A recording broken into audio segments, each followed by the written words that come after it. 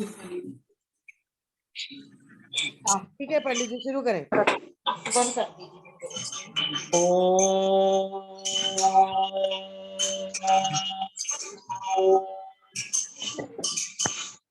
श्री गणेशाय नमः।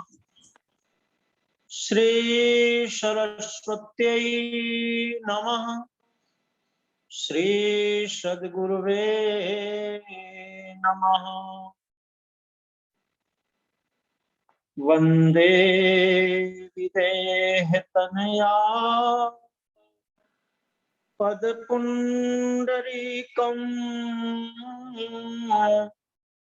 कैशोरसौरभसमाहितयोगिचित्तम् हन्तुं त्रितापमनिशम् मुनिहंससेव्यम् सन्मानिषाद परिपीतपरागपुञ्जम् नीलाम्बुजश्यामलकोमलाङ्गम् सीतासमारोपितवामभागम् पाणौ महासाय एकचारुचापम् नमामि रामं रघुवंशनाथम्।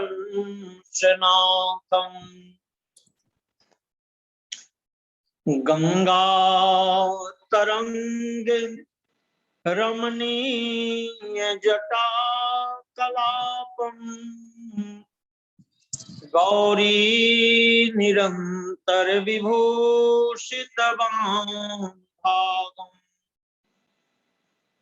नारायणं प्रियमनंगमदापहारम् वाराणसीपुरपतिं भज विश्वनाथम्। अतुलित बलधामं हेमशैलावदेहं दनुजवन कृशानं ज्ञानिनामग्रगण्यम् सकल गुण निधानम् वानराणामधीशं रघुपति प्रिय भक्तं वात जातं नमामि। श्री गुरु चरण सरोज रज निज मन मुकुर सुधारि बरनौ रघुबर विमल यश जोदायक फल चार। बुद्धिहीन तनु जानिके सुमिरो पवन कुमार बल बुद्धि विद्या देहु मोहि हरहु कलेश विकार। हरहु कलेश विकार। ओम नमः पार्वती पतये हर हर महादेव। बहुत ही सौभाग्य और सुंदर समय है। श्रावण मास के इस पवित्र महीने में हम लोग भगवान शिव की कथा सुनने के लिए अपने अपने समय पे उपस्थित हैं। तो 1 मिनट भगवान नाम संकीर्तन करिए, इसके बाद कथा का लाभ लीजिए। ओम नमः शिवाय। ओम नमः शिवाय। ओम नमः शिवाय। ओम नमः शिवाय। ओम नमः शिवाय। ओम नमः शिवाय। ओम नमः शिवाय। ओम नमः शिवाय, ओम नमः शिवाय, ओम नमः शिवाय, ओम नमः शिवाय, ओम नमः शिवाय। शिव शिवेति शिवेति शिवेति यः, हर हरेति हरेति हरेति यः, मृड मृडेति मृडेति मृडेति यः, भज मनः शिवमेव निरन्तरम्, रट मनः शिवमेव निरन्तरम्। बोलिए काशी विश्वनाथ भगवान की जय। देखिए, पिछले सत्र में हमने माता पार्वती और भगवान शिव के विवाह की संक्षिप्त में चर्चा सुनी थी। मैंने चर्चा किया कि भगवान विश्वनाथ के दो विवाहों की चर्चा है। पहला विवाह माता सती के साथ हुआ, बहुत संक्षेप में आप लोगों ने सुना, और कई बहनों के इसमें मैसेज थे कि महाराज जी, माता सती ने किस प्रकार से भगवान की परीक्षा ली। तो अब थोड़ी से समय का अभाव था, इसलिए चर्चा नहीं कर पाए, पर इनके मन में शंका है तो उसे भी दूर करना बहुत जरूरी है। देखिए, कथा का फल है भगवत दर्शन। भगवान विश्वनाथ माता सती के साथ अगस्त ऋषि के आश्रम में गए और वहां भगवान श्री राम की कथा सुनी, और कथा सुनकर के कर्णौच तृप्तौ। हम कथा सुनते हैं तो हमारे कान तृप्त होते हैं, पर भगवान विश्वनाथ के मन में ऐसा विचार आया कि मेरे कान तो तृप्त हो गए, पर अगर नेत्रों से मेरे ठाकुर का दर्शन हो जाए तो मैं धन्य बन जाऊं। और भगवान गीता में कहते हैं, यम यथा माम प्रपद्यन्ते तांस तथैव भजाम्यहम्। मेरे भक्त जो कामना करते हैं, जैसी इच्छा करते हैं, मैं उनके लिए वैसा ही बन जाता हूं। तो आज भगवान के कान तृप्त हो गए। अब बहुत लंबी कथा है, पर फिर भी आप संक्षेप में श्रवण करिए। भगवान की कथा पूर्ण हुई। अब अगस्त ऋषि से भगवान विश्वनाथ ने कहा कि हे ऋषिवर, आपने मुझे भगवान श्री राम की कथा सुनाई, तो अब कुछ दक्षिणा देना चाहिए। कथा हो, पूजा हो, और ये श्रीमद् भागवत में आया है कि यज्ञ के बाद भगवती दक्षिणा का प्रागट्य हुआ। तो भगवान अगस्त ऋषि ने कहा कि भगवान, आपका दर्शन, आपने इतनी बड़ी कृपा की, मेरे आश्रम में पधार गए, अब भला क्या बाकी रह गया, दक्षिणा क्या बाकी रह गया। भगवान विश्वनाथ ने कहा, नहीं नहीं ऋषिवर, ये जगत की मर्यादा है और उसे तो पूरा करना ही पड़ेगा। तो ऋषि पूछी हरि भगति सुहाई, अब कहीं शंभु अधिकारी पाई। अधिकारी भक्त को देखकर भगवान विश्वनाथ ने दक्षिणा में भगवान की भक्ति बता दी। कथा का समापन हुआ।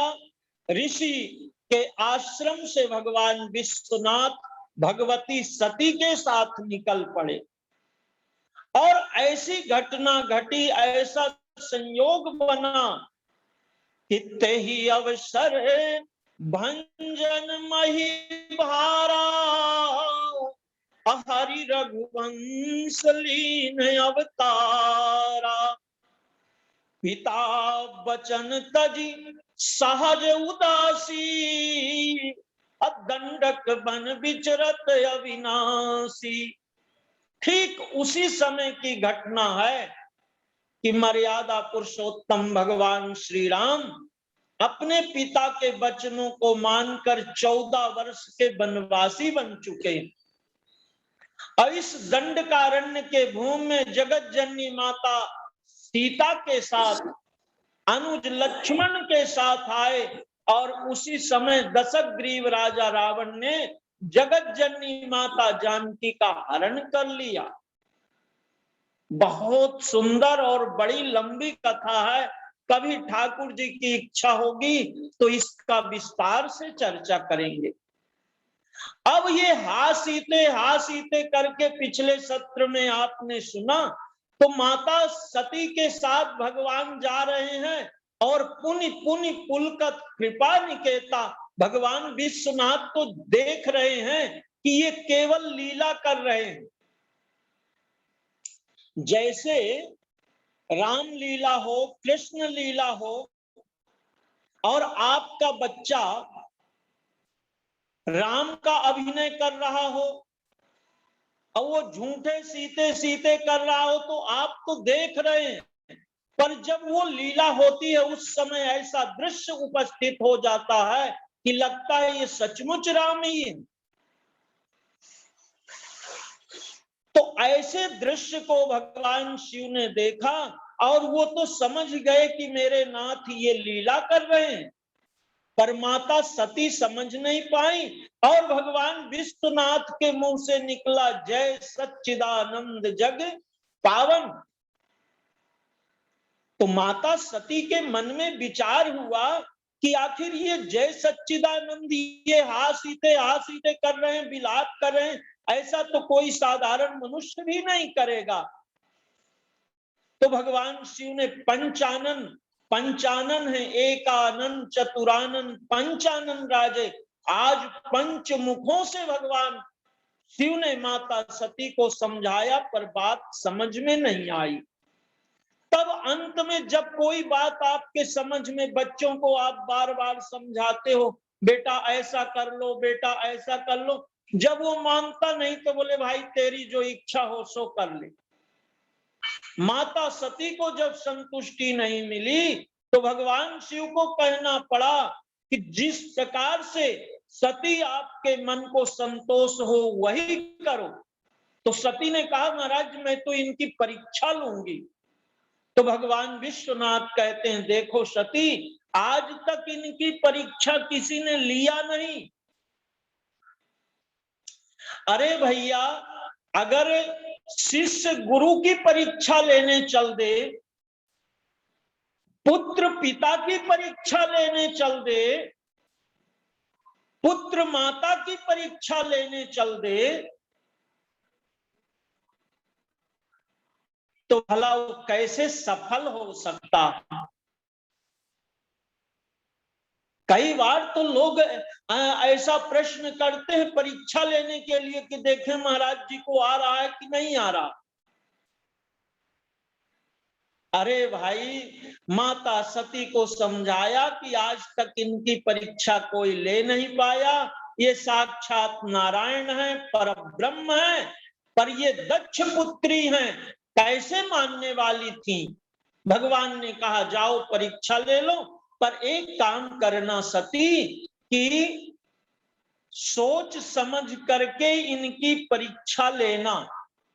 माता सती ने कहा महाराज मैं दक्ष पुत्री हूं और ऐसी वैसी लड़की, ऐसे ऐसे घर की लड़की थोड़ी हूं। तो ठीक है। अब जैसे परीक्षा लेने के लिए गई तो मन में विचार आया कि ये सीते सीते सीते करते हुए जा रहे हैं, सीता की खोज में जा रहे हैं। अगर मैं ही सीता बन जाऊं तो अगर ये असली में ब्रह्म होंगे तो समझ जाएंगे कि ये नकली सीता है, और अगर ये साधारण राजा के राजकुमार होंगे तो आकर के मेरा हाथ पकड़ लेंगे, मेरे गले में लग जाएंगे, अरे सीते तूने तो खूब रुलाया, कहां छिप गई थी। जगत जननी भगवती सती भगवान श्री राम की परीक्षा लेने के लिए सीता बन गई, धरि सीता कर रूप, और एक चौराहे पे जाकर के खड़ी हो गई। देखा कि इधर से आ रहे हैं तो भगवान श्री राम के आगे आगे चलने लगी।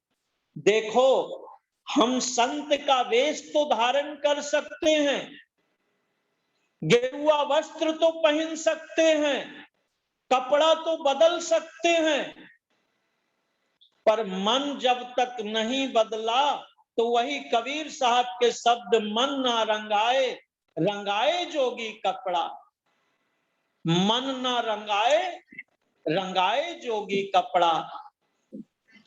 कपड़ा तो रंग लिया पर मन को रंगा नहीं पाया। आज जगत जननी भगवती सती सीता का रूप तो बना लिया। रूप बनाना बड़ा आसान है, देश बनाना बड़ा आसान है, पर मन जब तक नहीं बदलेगा तब तक काम बनने वाला नहीं है।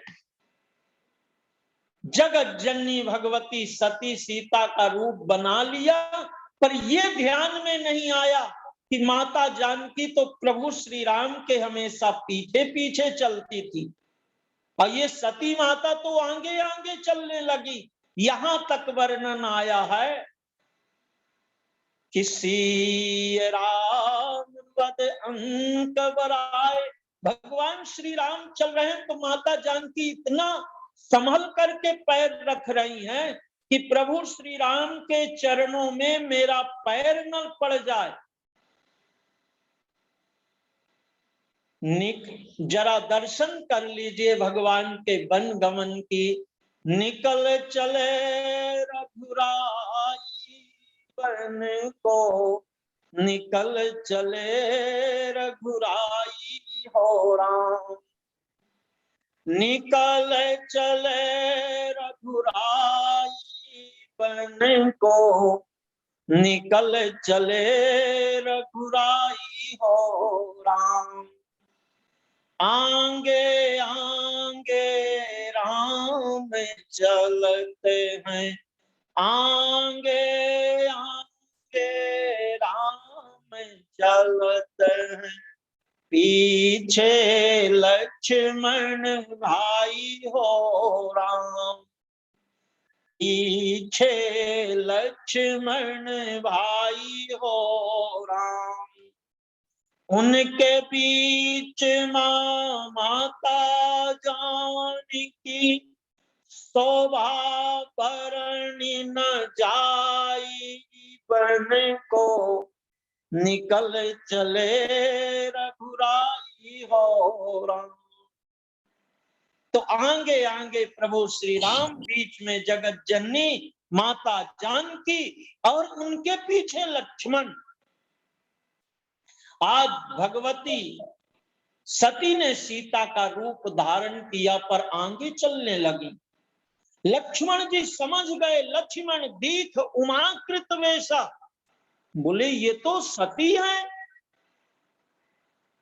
पर ये जगत जननी सीता कैसे बन गई। जब चेला समझ गया तो गुरु को समझने में क्या टाइम लगेगा। भगवान श्री राम ने को देख के सती रुक गई और भगवान श्री राम पिता समेत लीन निज नामू, कहने लगे प्रभु दशरथ पुत्र राम अनुज लक्ष्मण के सहित, हे माता आपके चरणों में दंडवत प्रणाम करता। जैसे माता सती के चरणों में भगवान श्री राम ने प्रणाम किया, सती का रंग पीला पड़ गया, फीका पड़ गया, नेत्र बंद हो गए। अरे मैंने तो भूल कर दी, पति के वचनों को नहीं माना, ये तो सचमुच ब्रह्म है। पर एक मीठा व्यंग भगवान श्री राम ने कह दिया कि माता सती विपिन अकेली फिरहु के ही हेतु। माता अकेले भगवान शिव कहाँ है? माता अगर आप मेरी कथा सुन लेते तो ऐसा कभी ना करती। आपने मेरी कथा नहीं सुनी, इसका परिणाम यह हुआ कि शिव को छोड़ करके आप अकेली मेरी परीक्षा लेने के लिए भटक रही हो। कहऊ बहोरी कहां वृष केतु, अब विपिन अकेली फिरऊ के ही हेतु। किस कारण से यहां अकेली घूम रहे हो? माता, जब तक मैं सीता के साथ था तब तक रावण की ताकत नहीं थी कि सीता का हरण कर ले। किसी कारण से मैं दूर चला गया, मृग मारने के लिए गया, मृग के पीछे गया, पर जब तक मेरा अनुज लक्ष्मण सीता के साथ था तब तक रावण की ताकत नहीं थी कि वो सीता का हरण कर ले। माता, किसी कारण से लक्ष्मण, अब ये सबकी चर्चा बहुत लंबी चर्चा, किसी कारण से लक्ष्मण भी चला गया, पर उसने जो ये रेखा खींच दिया था कि माता इस रेखा के बाहर मत जाना, तो अगर रेखा के अंदर, रेखा का मतलब मर्यादा के अंदर अगर सीता रहती तो रावण की ताकत नहीं थी कि उस लकीर को लांघ करके और सीता का हरण कर लेता। पर जब जगत जननी माता जानकी ने उस रेखा को भी पार कर दिया तो रावण ने उनका हरण कर लिया। देखिए, हम रोड पे चलते हैं तो ऐसे लकीर खींची रहती है बीच बीच में कि रोड क्रॉस करना है तो इस रास्ते से जाओ, इधर पीला है इधर बीच में मत आना भाई। तो ये मर्यादा की रेखा लक्ष्मण जी ने खींची। तो अगर आप मेरी कथा सुन लेती तो भगवान शिव और आप में दूरी नहीं होती। तो बहनों ने जो मेरे से इसमें लिख के मैसेज भेजा था कि भगवती सती ने कैसे परीक्षा ली, मैं आज उसका उत्तर कथा, तो आज हम शिव महिमा की चर्चा करने वाले थे, पर जो लिख के भेजा था कि भाई कैसे परीक्षा लिया, तो मैं आप लोगों को निवेदन करूं कि परीक्षा लेने के लिए जगत जननी भगवती सती ने सीता का रूप धारण किया और सीता का रूप धारण करने के कारण भगवान विश्वनाथ ने विचार किया कि ये तो मेरी मां का रूप बना लिया, लीला में ही सही, पर अब जब ये मां बन गई तो धर्म पत्नी कैसे बन सकती है। इन्हीं के इसी संकल्प के कारण भगवान शिव ने 87,000 वर्ष तक समाधि में बैठे रहे, माता सती से बात नहीं किया। माता सती समझ गई कि मेरे इस अपराध के कारण भगवान शंकर ने मेरा त्याग कर दिया, और आकाशवाणी हुई, शिव सम को रघुपति व्रतधारी, अभिनय तजी सती यश नारी। माता सती ने कोई गलत नहीं किया था, पर लीला में ही सही सीता का रूप धारण कर लिया और 87,000 वर्ष का वियोग हो गया। तो ये जगत जननी भगवती सती की कथा है। आगे फिर आपने श्रवण किया कि इन्होंने प्रजापति दक्ष के यज्ञ में जाकर के शरीर का ये योगाग्नि में भस्म किया। भगवान इस शरीर को लेकर के पूरी पृथ्वी का भ्रमण किया और 51 शक्तिपीठ, बांग्लादेश, नेपाल, श्रीलंका, पाकिस्तान तक में शक्तिपीठ, हिंगलाजा माता है। अब वो शक्तिपीठों की अगर चर्चा करेंगे तो थोड़ी और की कथा, तो ऐसे 51 शक्तिपीठ बन गए और आज उन शक्तिपीठों की पूजा होती है। एक शक्तिपीठ जहां मेरा जन्म हुआ है, मैहर में भगवती शारदा माता हैं, वो भी एक शक्तिपीठ है। जरूर दर्शन करिए, जहां इतनी ऊंची चढ़ाई पर जगत जननी भगवती शारदा मां विराजमान है। बोलिए शारदा मैया की जय। विंध्यवासिनी है, शारदा है, वैष्णवी हैं और भी तमाम देवियां हैं। सबके चरणों में हम सभी का बारंबार प्रणाम हो। तो ये भगवान शिव और भगवती सती के वियोग की कथा आपने सुनी। अब देखिए, आज मैं चर्चा करने वाला था कि ये भगवान शिव की जो कथा आप सुन रहे हैं या जो लोग सुनते हैं, तो इसका क्या फल है, क्या प्रभाव है इसका कि हम लोग अपना अपना काम छोड़ करके जो जहां हैं, बड़े लगाव से, बड़ी चाहत से, बड़ी श्रद्धा से, बड़े अनुराग से भगवान की कथा सुनते हैं। तो आखिर ये कथा है क्या? देखिए, मैं हर कथा में कहता हूं कि भगवान की कथा वही है जो संसार की व्यथा को दूर कर दे। भगवान की कथा क्या है? जो हमारे जीवन की व्यथा को दूर कर दे। गोपियों ने कहा था, तब कथामृतम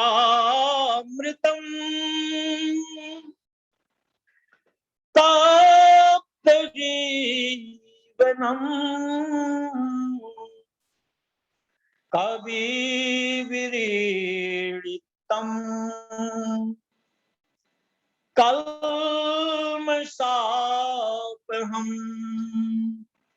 श्रवण मंगलम श्रीमदाततम भूयि गृह्णन्ति ते भूरिदा जना। गोपियां कहती हैं कि केशव, आपकी कथा तीनों प्रकार के जो ताप हैं उनको नष्ट करने वाली है। तब कथामृतम, माता जानकी ने भगवान श्री राम की कथा सुनी। आप सुंदर कांड पढ़ते हैं, सुनते हैं,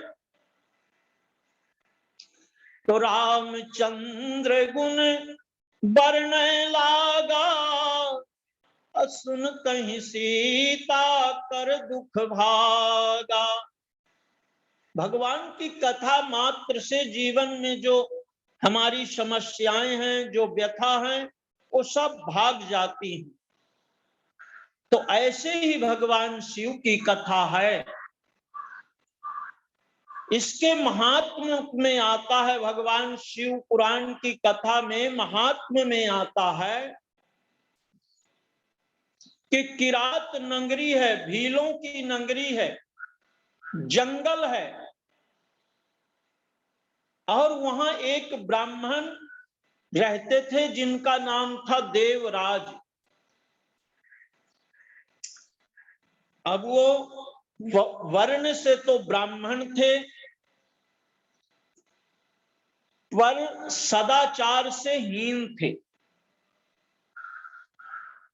जो कार्य नहीं करना चाहिए था वही करते थे। तमाम प्रकार के, इसको लूट लेना, इसको छेड़ना, इसका ये सामान ले लेना, यहाँ चोरी करना, इसको मारना, इसको ये करना, यही इनकी जीवन शैली का हिस्सा बन था। ऐसी भगवत कृपा हुई कि पूरा समय निकलता गया, निकलता गया।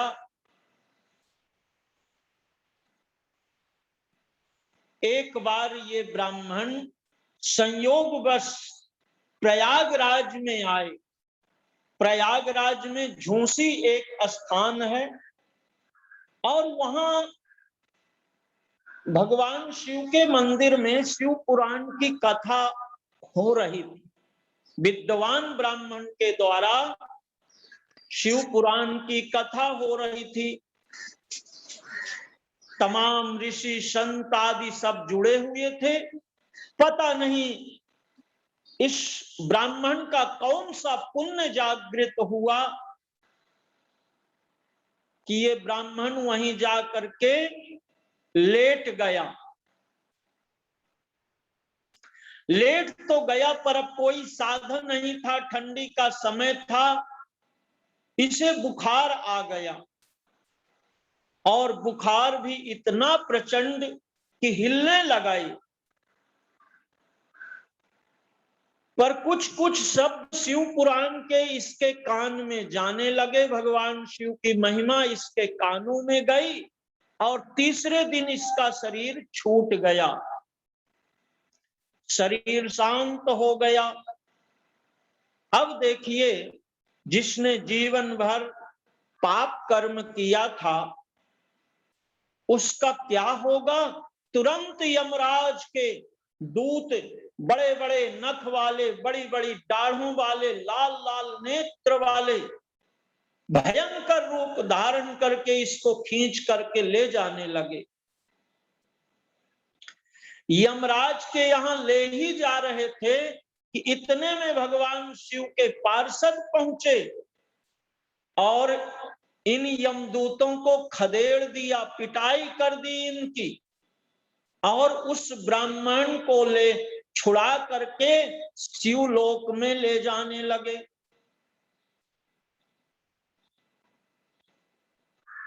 तब वो ये यमराज के दूतों ने यम को कहा कि महाराज ये तो जीवन भर पाप किया है और ये कैसे शिवपुरी में जा रहा है, कैसे शिवलोक में जा रहा है। तब यमराज ने कहा भैया इसने भले जीवन भर पाप किया हो पर अंत में इसके कान में शिव शिव शिव शिव शिव भगवान की कथा इसके कान में चली गई। तो जिस कान में भगवान शिव की कथा चली जाती है उसके जीवन भर किए कराए पाप नष्ट हो जाते हैं। एक जन्म के पाप नहीं, अनंत जन्मों के पाप नष्ट हो जाते हैं। आप 12 ज्योतिर्लिंगों में श्रवण करते हैं, सौराष्ट्रे सोमनाथम च श्रीशैले मल्लिकार्जुन उज्जैन्यां महाकाल ओंकारममलेश्वरम परल्यां वैद्यनाथम च डाकिन्यां भीमशंकरम सेतुबंधे तु रामेशम नागेशम दारुकावने वाराणस्यां तु विश्वेशम त्रयंबकं गौतमी तटे हिमालये तु केदारम ग्रीष्मेशं च शिवालये एतानि ज्योतिर्लिंगानि सायं प्रातः पठे नरः सप्त जन्म कृतं पापम स्मरणेन विनश्यति। 7 जन्म के पाप नष्ट हो जाते हैं केवल सुबह और शाम ये ज्योतिर्लिंगों का नाम लेने से। इतनी बड़ी महिमा ये शिव पुराण की है। तो आज इस ब्राह्मण के सारे पाप नष्ट हो गए और भगवान शिव के लोक में ये सुख पूर्वक गणों के साथ निवास करने लगा। बोलिए भक्तवत्सल भगवान की जय, भोलेनाथ भगवान की जय। दूसरी कथा आती है भगवान शिव पुराण के महात्म्य में कि वास्कल नाम का एक गांव था। उस गांव में विदुम्न नाम का एक ब्राह्मण ही रहता था और ये ब्राह्मण भी सदाचार से हीन था। तमाम प्रकार के पाप जैसे ये देवराज करता है वैसे ये ब्राह्मण भी करता, कुमार्गामी हो गया। इसकी पत्नी का नाम है चंचुला और ये बड़ी पतिव्रता धर्म का पालन करने वाली सदाचारिणी पत्नी थी। पर महाराज जी, इसका पति ने जब इसे त्याग दिया, बहुत समय निकल गया, परिवार भी है, बच्चे भी हैं, तो आखिर भगवत इच्छा ये भी कुमार्गामी हो गई। अब एक बार की बात है कि इनके गांव के लोग तीर्थ यात्रा में जा रहे थे।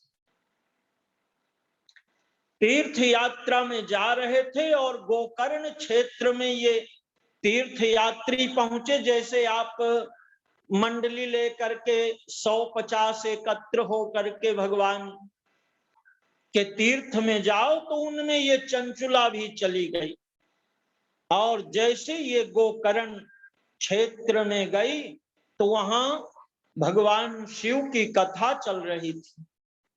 और शिव की कथा में माताओं के लिए वर्णन आया कि सबसे बड़ा धर्म माताओं के लिए है कि वो पति की सेवा करें, पति की पूजा करें, पति की बात माने, मनसा वाचा कर्मणा से पति को ही देवता माने।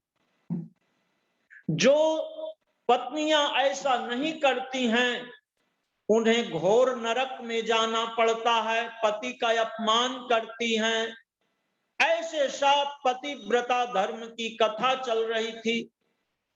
चंचुला का मन एकदम दुखी हो गया, बड़े ध्यान से ये कथा सुन रही थी और इसे अपने पापों का स्मरण होने लगा कि हाय, मेरा पति दुराचारी था, कोई बात नहीं, पर मुझे तो मेरा धर्म नहीं छोड़ना चाहिए था। मैंने बहुत ही गलत काम किया। ऐसा सोच सोच करके चंचुला पश्चाताप में डूब गई और उसी समय इसका शरीर शांत हो गया। तब भगवान शिव के गण सीधे इसे शिवलोक में लेकर के गए और ये माता पार्वती की सखी बन गई।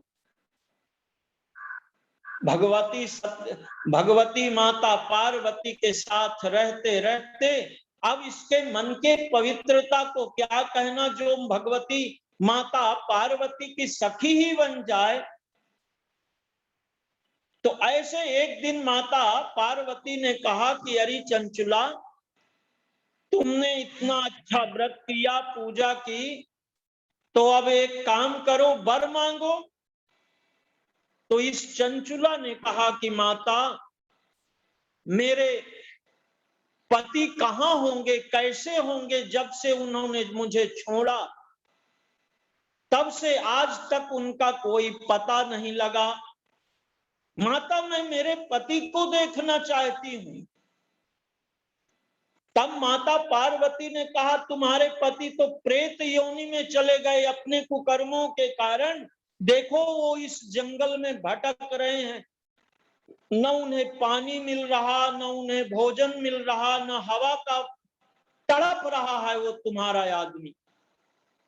चंचुला ने माता पार्वती के चरणों में प्रार्थना किया कि मां, मेरे पति को पापों से मुक्त कर दो, आखिर है तो वो मेरा ही पति। तब माता पार्वती ने अपने एक गंधर्व है, हु नाम के गंधर्व को आदेश किया कि जाओ, चंचुला का पति इस वन में प्रेत बन करके भटक रहा है, तुम उसे शिव पुराण की कथा सुनाओ और उसे भगवान के शिवलोक में ले आओ। हुहु नाम के गंधर्व गए हैं, शिव पुराण की कथा सुनाई है और इस कथा के प्रभाव से वो जो विदुम्न नाम के ब्राह्मण थे वो सभी पापों से मुक्त होकर के भगवान शिव के लोक में पहुंच गए। तो ऐसी दिव्य महिमा भगवान शिव के कथा की है, भगवान श्री राम के कथा की है, भगवान श्री कृष्ण के कथा की। कथा तो सब देवताओं की ही कथा है और सभी देवता एक हैं, पर ये तो भोले भंडारी हैं, इनका तो कहना ही क्या। तो ये आपने कथा श्रवण की। अब 5 मिनट में आप 2 ज्योतिर्लिंगों की कथा और श्रवण कर लें। पिछली बार सोमनाथ भगवान की कथा आपने सुनी थी कि सोम यानी चंद्रमा की 27 पत्नियां थी। वो रोहिणी से ज्यादा प्रेम करते थे।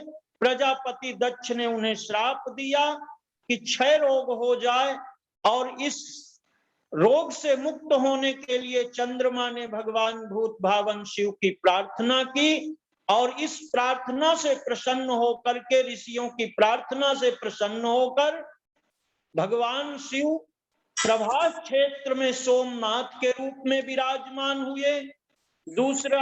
दूसरा ज्योतिर्लिंग मल्लिकार्जुन की कथा, जो आज भी दक्षिण भारत के आंध्र और कर्नाटका के बीच में है, मल्लिकार्जुन श्री शैले मल्लिकार्जुनो। अब उज्जैन में भगवान महाकाल कैसे विराजमान हुए, ये कथा आप संक्षेप में श्रवण कर लीजिए। देखिए, रुद्रकोटि संहिता में कथा आती है कि उज्जैन, पहले इसका नाम अवंतिकापुरी था, अभी वर्तमान में इसका नाम उज्जैन्याम महाकाल। तो यहाँ एक प्रिसेन नाम के राजा हैं, और इन पे दूषण नाम के एक दैत्य ने आक्रमण कर दिया, राजा की पराजय हो गई। और इसी नगरी में एक ब्राह्मण निवास किया करते थे, और ये ब्राह्मण के 4 पुत्र थे। इनके पुत्र का नाम था देव, प्रियमेधा, संस्कृत और सुभद्र। ये ब्राह्मण पुत्र और ब्राह्मण दोनों पार्थिव शिवलिंग का आप मतलब समझिए कि मिट्टी के भगवान शिवलिंग बना करके और रोज इनका अभिषेक करना, ये पार्थिव शिवलिंग की पूजा है। तो ये ब्राह्मण पुत्र भगवान पार्थिव शिव की पूजा किया करते थे। अब ये जो दुष्ट दूषण है, इसने आकर के ब्राह्मण पुत्रों को मारने का निश्चय किया। ये यज्ञ में बैठे थे, पूजा में बैठे थे, उसी समय से इसके सेना ने घेर लिया। तब इन्होंने एक स्वर से भगवान शिव की आराधना की। इनके भक्ति के वश होकर के भगवान शिव ही महाकाल के रूप में एक खड्डा था, उसी खड्डे से ज्योतिर्प्रगट हुई, और ऐसे हुंकार भरा कि ये दूषण को भी समाप्त कर दिया, और इसकी जो सेना थी उसे भी समाप्त कर दिया।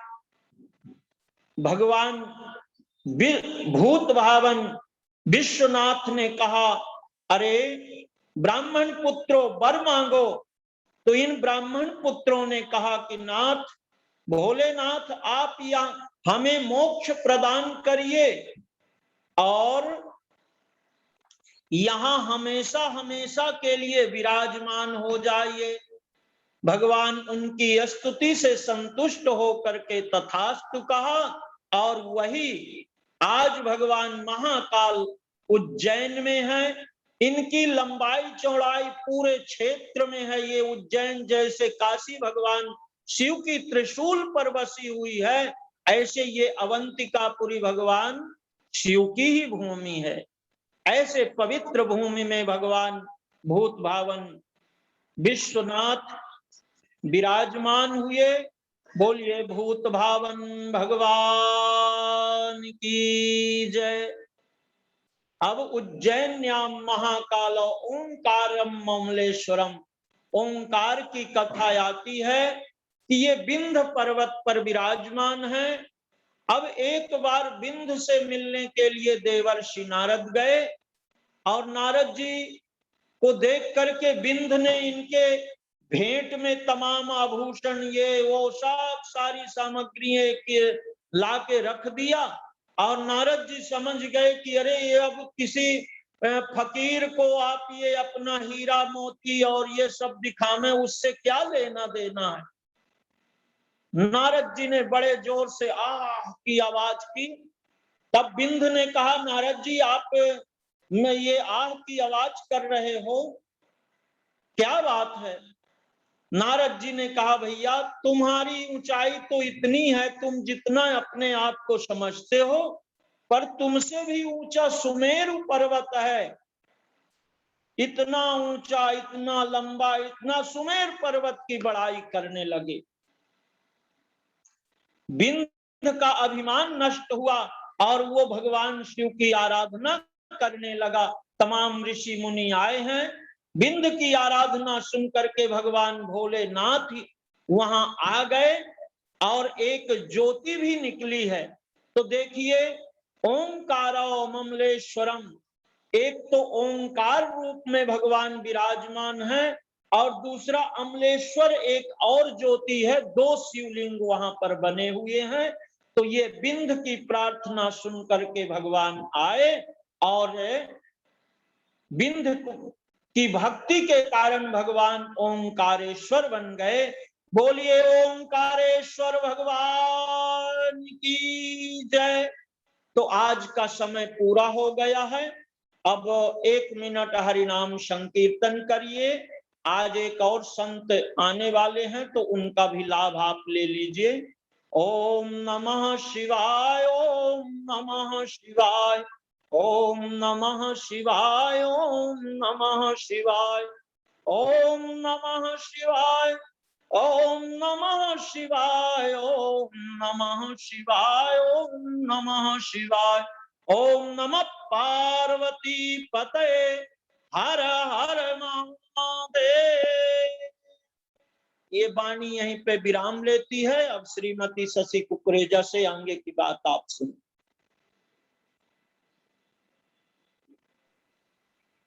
बाबा जी जय श्री राम। बाबा जी जय श्री राम।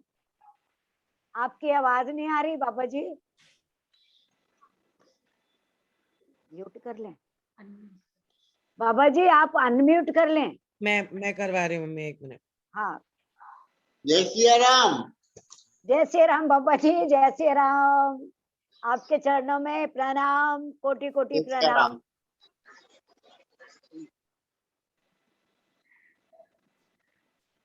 बाबा जी श्रावण महीना चल रहा है, आशीर्वचन दे दीजिए आज।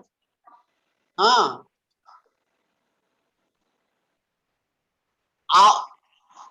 आवाज कम आ रही है। नताशा आपकी आवाज पूरी आ रही है बाबा जी। हाँ आप आपकी बोलिए आवाज पूरी बाबा आ जी। रही है। हाँ ठीक है। हमारी आवाज आ रही है आपको? हाँ जी, हाँ पूरी जी, आ रही है। आ रही है, हमें आ रही है, आपकी आवाज आ रही है बाबा जी, आ रही है। ठीक है। हर हर महादेव। दर्शन कर ले। ये श्रावण मास परम पवित्र मास है। भगवान शिव करुणाकर है और करुणामय है। एक भजन बड़ा प्यारा है। कहो उमापति अधीन भक्त की व्यथा हरो, दयालु विश्वनाथ दीन दास पे दया करो। तुम्ही समस्त के लिए समर्थ हो, उदार हो। तुम्ही अथाह सिंधु मध्य सृष्टि कर धार हो। तुम्ही करो सहाय तो शरीर नाव पार हो। प्रभु अधीन मलिन के न पाप चित्त में धरो, दयालु विश्वनाथ प्रार्थना सुनो दया करो। दयालु विश्वनाथ दीन दास पर दया करो। अनेक पात की सदा अशुद्ध कर्म जो किए, परंतु एक बार शंभु नाम प्रेम से लिए, गए समस्त शंभु धाम ध्यान शंभु में दिए, अनाथ के न नीच कर्म, नाथ लेख में लिए। अतएव स्वामी बिंदु बुद्धि, राम भक्ति से भरो। दयालु विश्वनाथ, दीन दास पे दया करो। दयालु विश्वनाथ, दीन दास पे दया करो।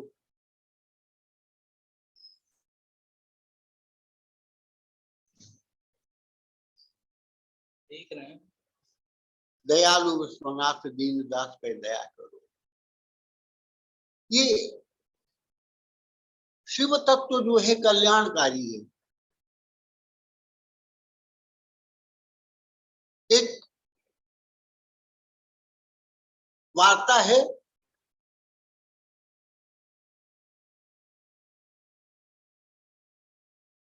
किसी सज्जन के घर में एक अतिथि आए। उन्होंने बड़ा स्वागत किया, बैठाया बड़े प्यार से और एक गिलास दूध रखा, श्यामा गौ का परम पवित्र दूध,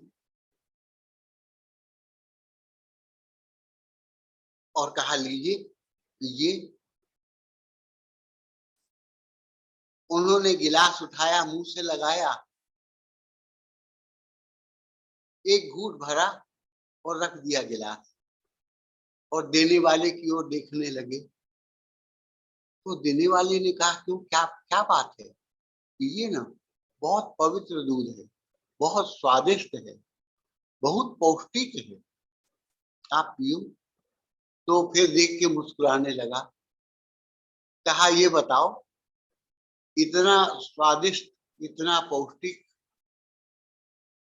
इतना पवित्र दूध जब दे रहे हो तो थोड़ा सा मिश्री मिला देते, थोड़ा शक्कर मिला देते तो ये मधुर हो जाता और हम घूट घूट करके प्यार से पी लेते। क्यों, ऐसा क्यों नहीं किया? तो कहा नहीं नहीं नहीं, इसमें मिली है, आप पी के देखो, इसमें शक्कर मिली है, मिश्री पड़ी है इसमें।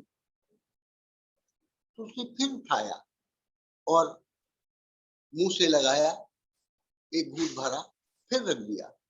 कहा नहीं, कहा नहीं नहीं, आपको भ्रम है, इसमें मिश्री पड़ी है, आप देखो। उसने फिर घूंट उठाया, फिर भरा, फिर गिलास रख दिया। कहा नहीं, आप झूठ बोलते हो। कहा नहीं नहीं, मैं झूठ नहीं बोलता।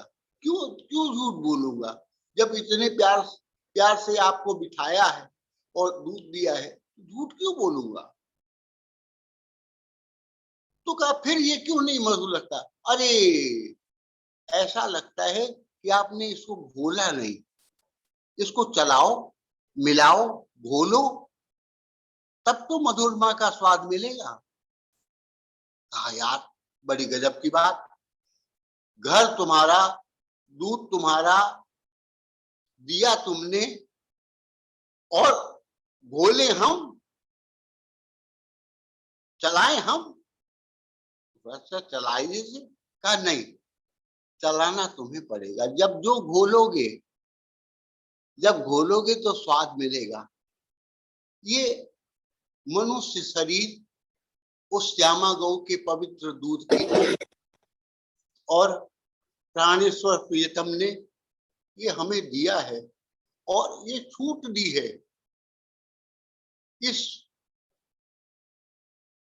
इसमें जो कुछ घोलोगे, जब घोलोगे उसका स्वाद मिलेगा। जब आप इसमें प्यार घोलोगे, प्यार प्रेम का स्वाद मिलेगा। जब इसमें क्रोध घोल लोगे तो क्रोध का स्वाद मिलेगा। जब इसमें वासना घोल लोगे तो वासना का स्वाद मिलेगा। जब इसमें लोभ घोल लोगे तो लोभ का स्वाद मिलेगा।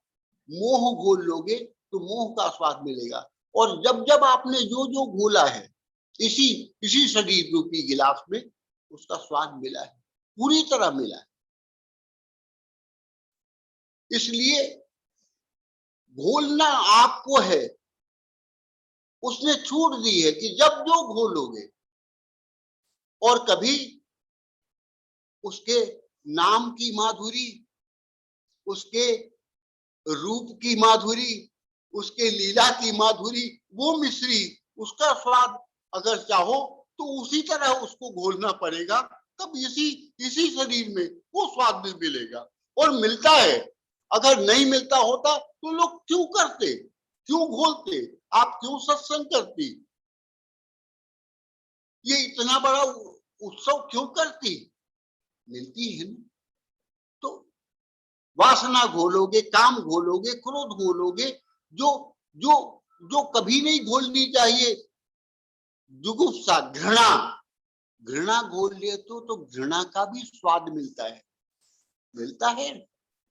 जो जो जैसा घोलोगे मिलेगा।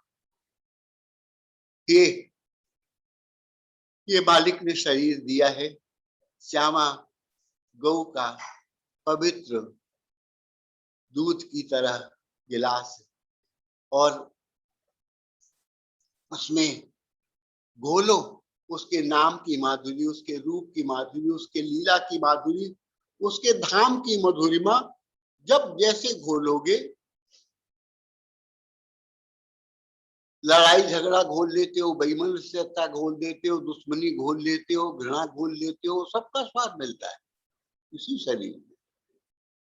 ऐसे भाई अपने विवेक को जाओ। सत्संग का मतलब ये है, इसीलिए कहते सत्संगत दुर्लभ संसारा, निमिष दंड भरी एको बारा। ये दुर्लभ है। और सत सत सत का संग एक निमेष, एक क्षण के लिए, पलक झपटक झपकते, बस इतना ही। तात स्वर्ग अपवर्ग सुख, धैर्य तुला एक अंग, तूल न ताहि सकल मिली, जो सुख लव सत्संग। सत्संग का फल यही है, सत्संग का मायने यही है, यही सत्संग की उपलब्धि। और ठाकुर ने बड़ी कृपा की है आप सबके ऊपर, हम सबके ऊपर बहुत कृपा की है, बहुत करुणा की है, ऐसा शरीर दिया है। मानुष्यंबर वंश जन्म भयु, दीर्घायु आरोग्यता, सन्मित्रम सुसुत सती च प्रियतमा, भक्तिश्च नारायण, ते पुण्येन बिना त्रयोदश गुणा, संसारिणाम दुर्लभा।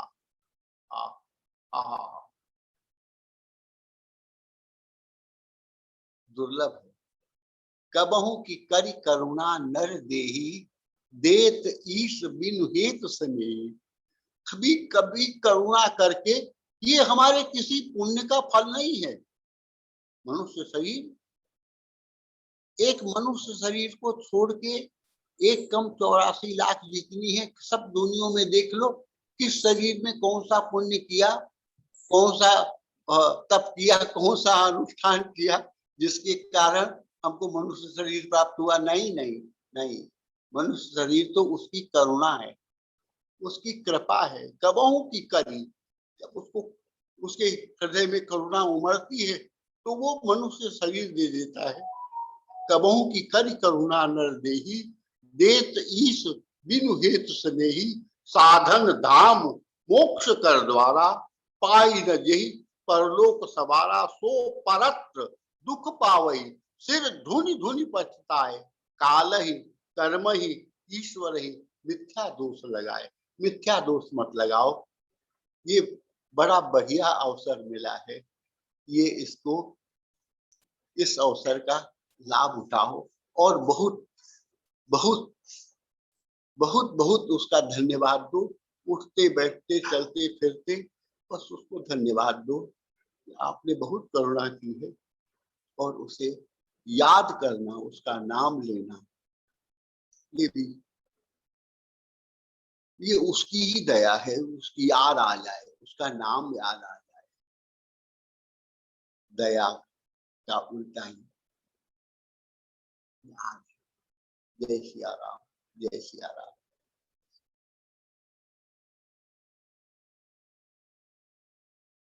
मम्मी अनम्यूट करो, आप म्यूट पे हो।